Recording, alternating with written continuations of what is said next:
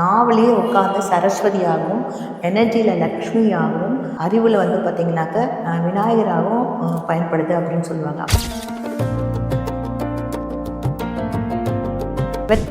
வெற்றிலை பற்றி உங்களுக்கு தெரியாதவங்களுக்கு யாருக்குமே இல்லை. அந்த வெற்றிலையில் அற்புதத்தை பற்றி நீங்கள் தெரிஞ்சுக்கணும். இன்னும் மேலும் ஸ்ரீ போகர் வாழ்வியலை ஃபாலோ பண்ணிவிட்டு இந்த வீடியோவை முழுசாக பாருங்கள். இந்த வெற்றிலை அப்படி பார்த்தீங்கன்னாக்க எல்லா கோயில்லையும் எல்லா பூஜைகளிலும் வெற்றிலை இல்லாமல் இல்லைங்க. எல்லா இடத்துலையும் வெற்றிலை வச்சுருக்காங்க. ஏன்னு கேட்டிங்கன்னா அந்த வெற்றிலையோட தன்மை என்னன்னு கேட்டிங்கன்னா வாக்கு பலிதங்க, வாக்கு சுத்தம்னு சொல்லுவாங்க. ஸோ அப்படின்னா எனது நாவலே உட்காந்து சரஸ்வதியாகவும், எனர்ஜியில் லக்ஷ்மியாகவும், அறிவில் பார்த்திங்கனாக்க விநாயகராகவும் பயன்படுது அப்படின்னு சொல்லுவாங்க. அப்போ எல்லா இறைவனும் அதை பாவிக்கிற ஒரு அற்புதமான சக்தியாக வெத்தலை இருக்குதுங்க. ஸோ அப்போ எல்லா கோயிலையும் வச்சுட்டு அதை பிரசாதமாக வச்சுட்டு அதை ரெகுலராக சாப்பிடுங்க அப்படின்னாங்க. ஒரு உஷ்ண மூலிகைங்க வெத்தலை.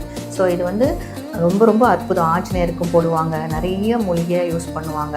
அவ்வளோ அற்புதமான. வீட்டில் வெத்தலை செடி வைக்கும்போது நல்ல பாசிட்டிவ் வைப்ரேஷன் கிடைக்கும், வீட்டில் நல்ல எனர்ஜியாக இருக்கும் அப்படின்னு சொல்லுவாங்க. நெகட்டிவ் எனர்ஜிலாம் போகும் அப்படின்னு சொல்லி வெத்தலையை சொல்லுவாங்க.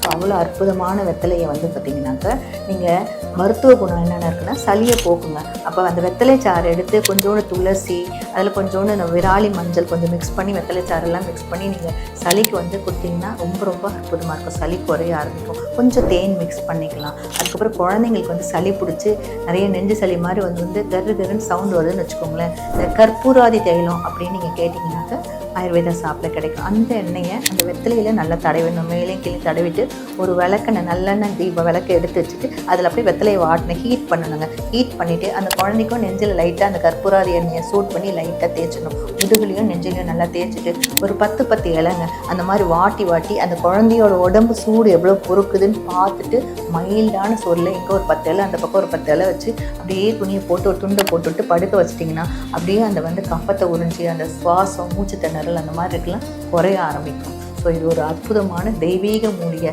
இதை பயன்படுத்தி பாருங்கள். ரொம்ப ரொம்ப அற்புதமாக இருக்கும்.